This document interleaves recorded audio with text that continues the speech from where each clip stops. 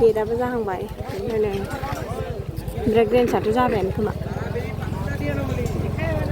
नागारट'ला मोनसेयाबो जाबाय साम' लादाय खांख्राइ अमा दाउ फेन्दा नाथुर सोर सावनाय जायो मिनि बाला रेस्टुरेन्ट फट' खेबजानोबा खेबजानो हागोन नै लोगोफोर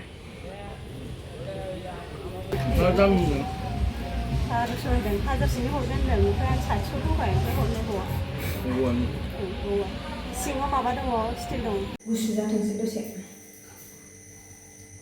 दसे थानानै जाबोनोसै आं हेल' लोगोफोर खुलुमबाय नोंथांमोनखौ आंनि चेनेलाव बयखौबो बरायबाय आरो दिनैनि गोदान भिडिअ बयखौबो खेबसे फिन बरायबाय आं दिनै रेडि जानानै ओंखारलायबाय नै लोगोफोर मन्दिराव थांना फैनो रेडि जादों एसे ओमफ्राय देलायनोबोथ' बाखायो नालाय बेखायनो ओरैनो लिपस्टिकल' फोनखायो होमबानो देलायनाय जाबायबा थ' थांनोसै दसे बेरायनानै फैनो दासिमबो आंनि चेनेलखौ साबस्क्राइब खालामाखैबा अन्नानै खालामना होदो लोगोफोर फार्स्टआवनो बुंबाय आङो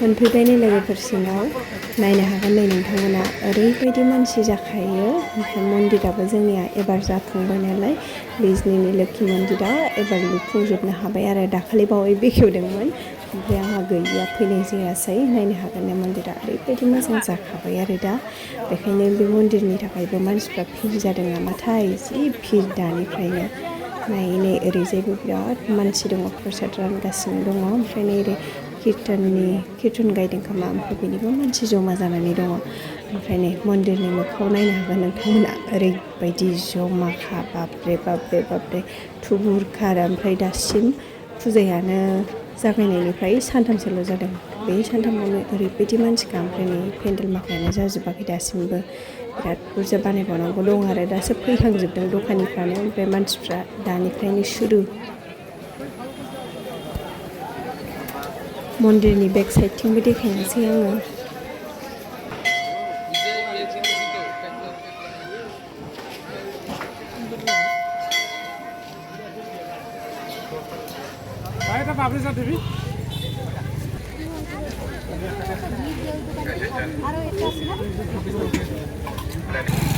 जानाया देरसिन होननाय बायदि लोगोफोर मिथिबायना मन्दिराव थांनानै फैखांनानै डाइरेक्ट जाफैबावबायसो नै आं पापरि चाट जाफैबावबाय नै लोगोफोर हाबजेननायनि गेटआ जाबायानो दखानाबो साजायलायबावबायसो मालाय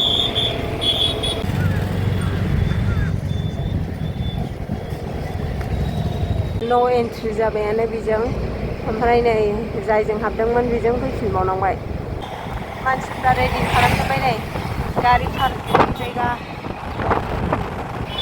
गेट मोनसे मोनफिनलायबावबाय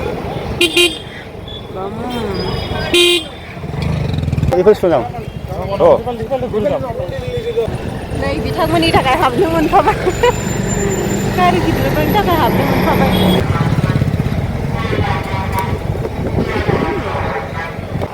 जाहांबायानो नै सोर लोखि मेला नायनो नेबाय थादोंमोन बिजनिनिया नायफैनो हासिगोन साननैसो थानानै 150 100 सिलापि दखान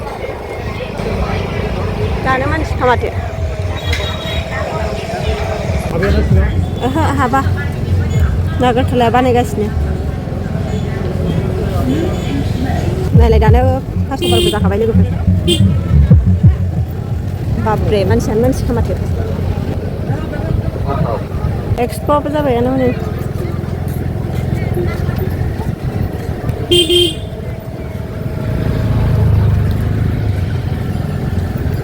नै बेयो सार्कास रेडि बानायगासिनो दं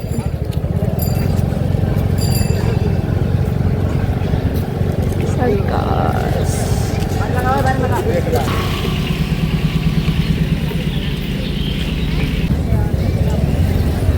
नागारट'लाया जाबायानो नै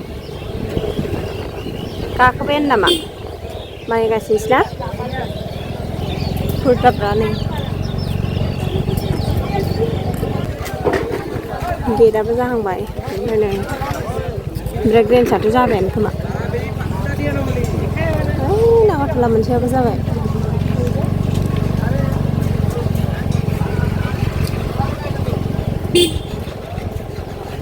गथ'माखानि गारि गाखोग्रा नामा बियो रिमटनि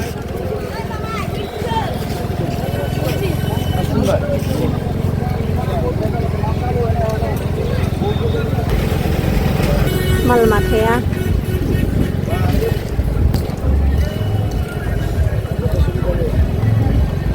मा एफा मानसि जाखो दानो जेबो जायैयावनो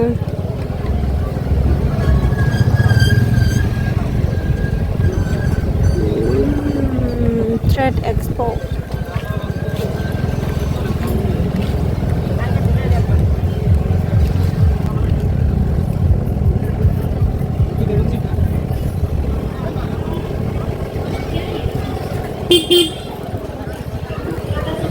बेना रेडि जागासिनो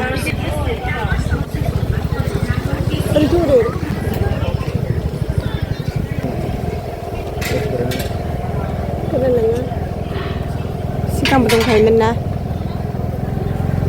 संगासिनो मालाय संगासिनो जानायनिल' आरो ओरैजायनिया नै बन्द' खालामना दोनथ'दों जाथ'वाखै खोमा बिसिनिया जाबाय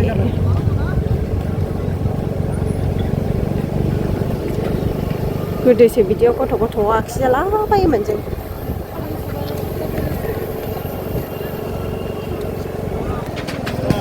बेजोंबो मोनसेबाव नै गथ'फोरनि नागारट'ला ना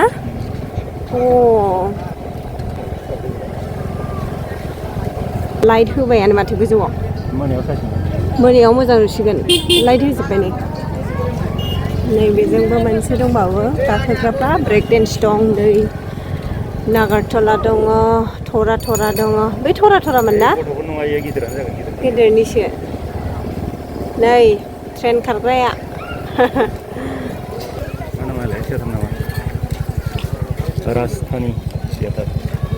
राजधानी एक्सप्रेसआबो 23 नामा 24-25 अक्ट'बर बेयाव मोनायाव लाइटजोंबा मोजां नुसिगोन खम गानोमोन बेबायदि आसानखौ गोदो उन्दैयाव नायग्राफ्राबो मेनला जाहांबायानो ना दानो बेबायदि फिरबा मेलानि लास्टखौ फैनोनो हानाय नङा खोमा गानोनो हानाय नङा बे जायगाखौनो पार्किंनि थाखाय जायगानो जायखिजाया फैनायनि गेट ओरैबो दङ नै अमा सावबायानो जोंना वाव अमा नाथुर साम' लादाय खांख्राइ अमा दाउ फेन्दा नाथुर सोर सावनाय जायो मिनि बाला रेस्टुरेन्ट नैबेयाव मोनसे रेस्टुरेन्ट दं MFC रेस्टुरेन्ट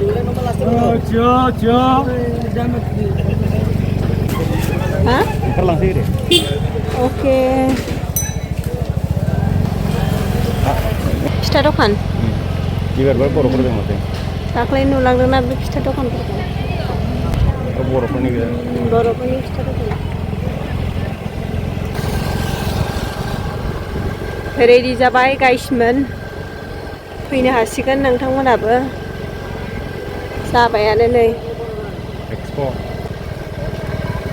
बिराद मानसि दंखायो दानो नै लोगोफोर दानिया ओरैजायबो मोनसे एक्सप' दङ बेनो जाहैबाय हेन्दलुम एक्सप' नै रायजोआरि आखाइ इसान दिन्थिफुंनाय गभमेन्टनि आरो बेयो बेनिफ्राय मोनसे घटना जालायबाय आंनिया नै ओरै सिनायनाय लोगो मोनदों लोगोफोर ओरैजाय मिउजिक दामगासिनो दं बेसेबा गोसायै बेनि थाखायनो आङो बेनिखौ अरिजिनेलखौ होनो हायासै आरो ओमफ्राय आङो भइस एडिटिं खालामनांगौ जाबाय ओमफ्राय नै ओइथिंजों मानसिफोर फट' खेबजागासिनो आं दा देखायनोसै बेखौ ओमफ्राय बे सिङाव हाबनानै नायनोसै आङो सिङाव हाबनो मोनोनो आं पारमिसन लाखाबाय सोंदोंमोन आं हाबनो मोनो ना मोना होननानै ओमफ्राय मोनो होननायखाय हाबफैबाय आरो नै बिथिंजाय जि मोजां जि दानानै दोननाय दङ लोगोफोर गोदोनि नै इन्दिनि जोमग्रा बियो जि गुदुं ओमफ्राय नैबे जाहैबाय इन्दिनि फास्रा आरो नै बिथिंबो दङ दख'ना माइदि दख'ना आरो ओरैजाय दङ जोमग्रानै गोदोनि आगरनि बिराद मोजां बेयो नायनानै फसायबावबाय आंहा। ओमफ्राय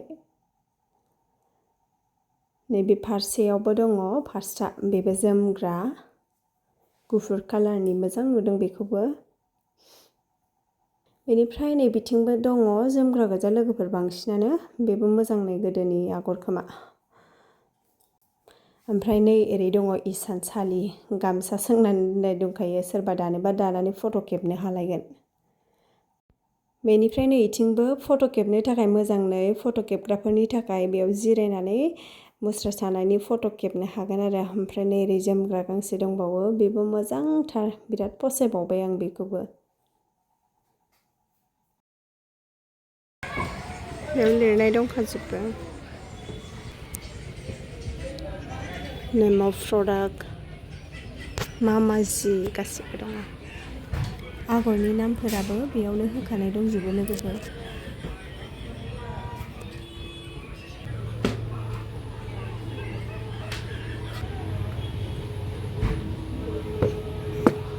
फट' खेबजानोबा खेबजानो हागोन नै लोगोफोर। आरोबाव सिङाव हाबनानै नायहैबावनोसै लोगोफोर, फैखाबाय नालाय खाथियावनो, बेखायनो हाबनानै नायलांजोबथारनोसै आरो मा मा दङ मा मा गैया।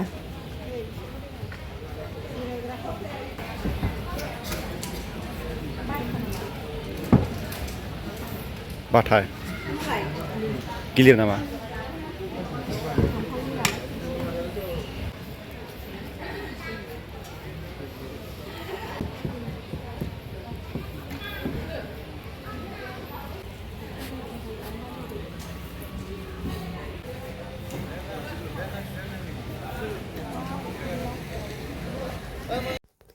बेयावबो नै जि मोजां मोजां टेबोल सियार बानायनाय दङ औवानि। ओमफ्राय बे आयं मोनहानो होदों आरो बेखौ, सानै दङ नै आयं हौवा हिन्जाव। ओमफ्राय नै टेबोलखौ सोंनाय नायलायबावबायसो आं दामखौ, 1500 होनखादों। जिनो मोजां मोजां दङ साजायना दोननो, न' थाबालाय लांनो मोजांमोन, न'आनो गैया नालाय बेखायनो नायनानैल' थाबोबाय आरो। ओरैथिंजाय नै बे मोनसेयावबो जेखाइ फिसा फिसा हेबनाय दङ नै, गथ' माखाने मोसानायाव जान्जियाव खानानै लानो मोजां जाथारगोन जेखाइ गुरनाय मोसानायाव। ओमफ्राय नै बिथिंजायबो दङ नायलाय, गोजौआव जेखाइया फिसा फिसानो हेबनाय, न'आव उखुम मुदायाव साजायनानै दोननायनिसो जागोन बेयो, ओरैबायदि फिसा फिसाखा आरो। ओमफ्राय फिसा फिसा फेन्टे फेनला हेबनाय माल दंसोगारो नै, गासिबो औवा रायदोंजों हेबनाय गोजा लोगोफोर। बेनिफ्राय नै बिथिंथ' जि गोजा, गासिबो इन्दि जि गोजा आरो, न'आव आखाइजों दानाय एकदमबारे अरिजिनेल आखाइनि जि दंसोगारो बेयाव। हेन्दलुम एक्सप' जाहैबाय नालाय बेखायनो आखाइजों दानाय गोजा आरो गासिबो।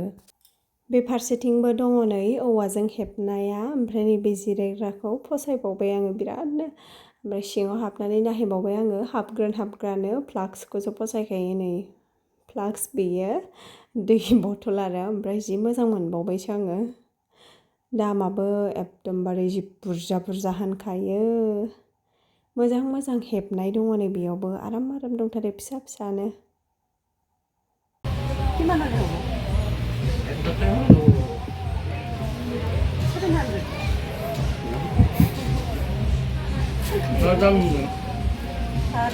हाजारसेनि हरगोन होनदों, ओमफ्राय आं 700 होबाय, ओमफ्राय हरनो बावा। सिङाव माबा दङ, स्टिल दं।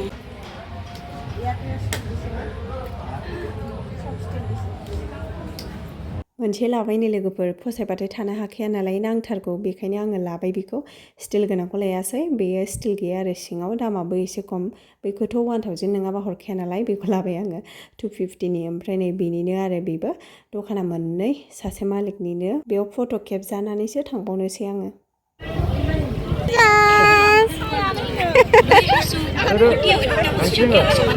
जा थांसै, बाय बाय। मोनाबाय नै लोगोफोर, गाखोबाय नै, नोंस्राबो गाखोफैद'।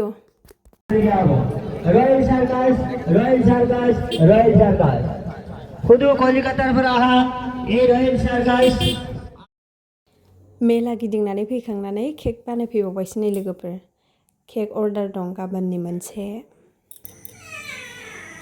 आयौ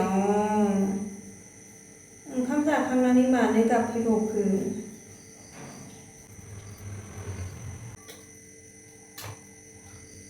मोनथाम पार्ट खालामबाय लोगोफोर मोनथाम हानानै लाबाय गुसु जाथोंसै दसे थानानै जाबनोसै आं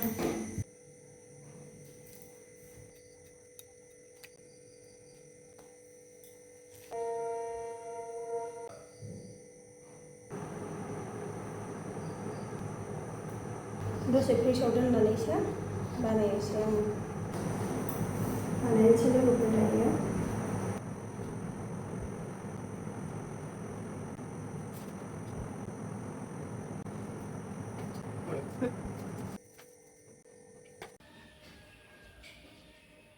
जाबाय नै लोगोफोर केकआ मोनायाव बानायनाया दासो फिनिशिं खालामदों फार्स्ट अर्डार बारा मोजां जायासै आरो पारफेक्टलि जायासै होमबाबो हानायखिनिखौ ट्राइ खालामबाय बिदिबा लोगोफोर दिनैनि ब्लगखौ बेयावनो फोजोबनोसै नेक्स्ट ब्लगआव लोगो मोनफिनसिगोनलाय बाय बाय